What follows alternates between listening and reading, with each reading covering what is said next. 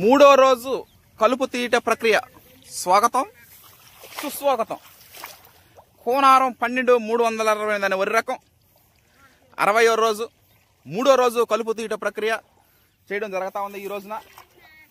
ఈరోజు సాయంత్రానికి మొత్తం పరిసమాప్తం అయిపోద్ది. కష్టమైనా నష్టమైనా ఈరోజు సాయంత్రానికి ఏముండదు. కలుపు మొత్తం ఆల్ క్లియర్. రెండో కలుపు తర్వాత మూడో కలుపు కూడా తీయడం జరుగుతుంది. ఎప్పుడు 70-80 రోజులు పైబడిన తర్వాత. ఆ తర్వాత కేడీలు కోయడం కూడా సీడ్ పర్పస్ కోసం ప్రతి అణువు సంరక్షించడం జాగ్రత్తగా చేయడం జరుగుతూ ఉంది.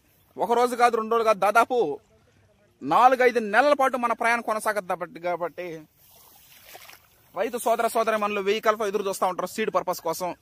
కోనారం 12368 సెప్టెంబర్ మొదటి వారంలో వరి కోతలు. అప్పుడే సీడ్ కూడా పంపించడం జరుగుతుంది. Thank you. 60వ రోజుకి మూడో రోజు కలుపు తీయట ప్రక్రియ. స్వాగతం సుస్వాగతం. ఈ రోజుతో పరిసమాప్తం అయిపోయింది. మూడో కలుపు. పోయిన సంవత్సరం 365 రోజుల క్రితం అమ్మగారు చనిపోయారు. చనిపోయిన తెల్లారే రెండో రోజే కలుపు తీయడం అయింది. పోయిన సంవత్సరం ఆ తెల్లారే కలుపు తీయడం జరిగింది. ఈసారి కూడా కలుపు తీయడం జరుగుతా ఉంది. అంటే ఏ పని చేయాలి, ఏ టైంలో జరగాల్సిన పని ఆ టైంలో జరిగిపోవాలి. అది కలుపు అయినా నారేత అయినా లేత నారు వేసుకోవడం కానీ ఇలా ఈ విధంగా ప్రక్రియ చేసుకోగలిగితేనే మనం అధిక దిగుబడులు సాధించగలుగుతాం. ఏ మెథడ్లో అయినా, సివిఆర్ మెథడ్ ఫార్మింగ్ అయినా, సుభాష్ పాలేకర్ మెథడ్ అయినా, ఏ మెథడ్ అయినా సరే లేత నారు నాటడం 100% కంపల్సరీ మ్యాండేటరీ. లేత నారు నాటడం జరిగింది. 20వ రోజే నారు పెరిగి 21వ రోజు నారా తీయడం జరిగింది.